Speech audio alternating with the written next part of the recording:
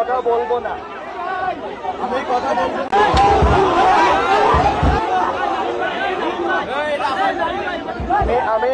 বলবো না।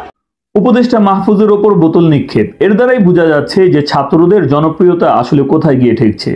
এর মূল কারণ হচ্ছে যে তাদের বিতর্কিত কর্মকাণ্ড, বিশেষ করে এই উপদেষ্টা মাহফুজের বিতর্কিত কর্মকাণ্ড।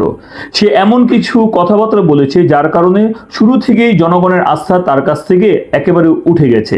যেমন সে প্রথমে ইসলামপন্থীদেরকে তৌহিদি জনতা বলে কটাক্ষ করেছিল, এর কিছুদিন পরে আবার ইসলামপন্থীদেরকে সে মব জাস্টিস এই ধরন করে সে কটাক্ষ করেছিল। এর কিছুদিন পর যেতে না যেতেই বাংলাদেশের একটি নির্দিষ্ট রাজনৈতিক দলকে সে বিভিন্নভাবে কটাক্ষ করতে থাকে। সর্বশেষ সে একটা পোস্ট দেয় যেটার মধ্যে সে উল্লেখ করেছে যে নোংরামি করতেছো করো, আমারকে নিয়ে করো, কিন্তু আমার পরিবারের এখানে যেও না, এই ধরনের একটা পোস্ট সে দেয়।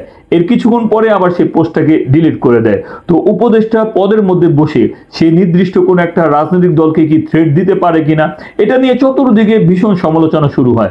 তাছাড়া তাদের তো সীমাহীন দুর্নীতির কথা আমরা নিত্যদিনই পত্রপত্রিকার মধ্যে দেখতে পাই। আসিফ মাহমুদ সহ বিভিন্ন ধরনের যে ছাত্র সমন্বয়ক যারা আছে তাদের দুর্নীতির কথাবার্তা পত্রপত্রিকার মধ্যে উঠে আসছে। তো এই সমস্ত বিতর্কিত কর্মকাণ্ডের কারণে ছাত্রদের জনপ্রিয়তা যেটা আছে একেবারে তলানিতে গিয়ে ঠেকেছে। এখন প্রশ্ন জাগে, তরুণরা কি আমাদের বাংলাদেশের শাসক হওয়ার যোগ্যতা রাখে? তো এই ক্ষেত্রে আমি আপনাদেরকে একটা নবীজি সাল্লাল্লাহু আলাইহি সাল্লামের হাদিস শোনাই। আপনারা যদি বুখারী শরীফের 3605 নম্বর হাদিসটা দেখেন, সেই জায়গার মধ্যে আল্লাহ নবী সাল্লাল্লাহু আলাইহি ওয়াসাল্লাম বলেছেন, হালাকু উম্মতি আলা ইয়াদাই গিলমাতিন মিন কুরাইশ। নবীজি সাল্লাল্লাহু আলাইহি ওয়াসাল্লাম বলেছেন, আমার উম্মতের ধ্বংস কুরাইশদের কিছু তরুণ যুবকদের হাতেই হবে।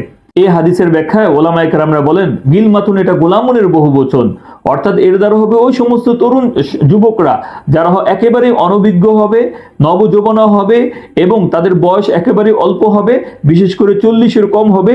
এই সমস্ত লোকগুলো যখন শাসন ক্ষমতার দায়িত্ব পেয়ে যাবে তখন ওইটা ওই জাতির জন্য অকল্যাণকর বলে বিবেচিত হবে, কোনোভাবেই এটা কল্যাণকর কোনো বিষয় হবে না।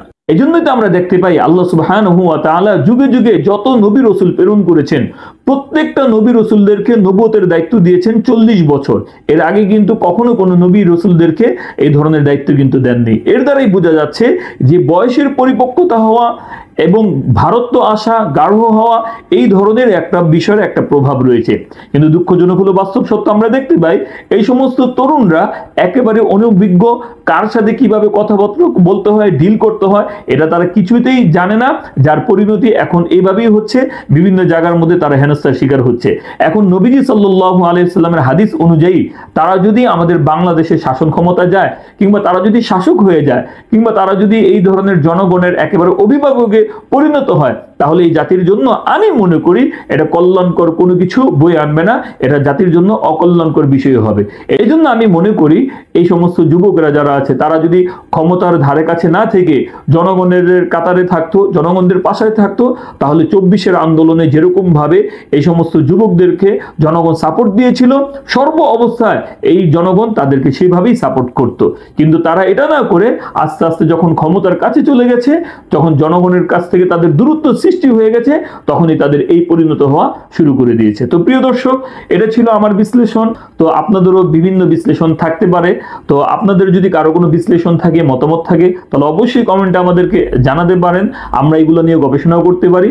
তাছাড়া ভিডিওটি যদি অবশ্যই যুক্তিসঙ্গত মনে হয় তাহলে আপনারা শেয়ার করতে পারেন, লাইক কমেন্ট করতে পারেন। সে পর্যন্ত সকলেই ভালো থাকবেন, সুস্থ থাকবেন। আসসালামু আলাইকুম ওয়া রাহমাতুল্লাহ।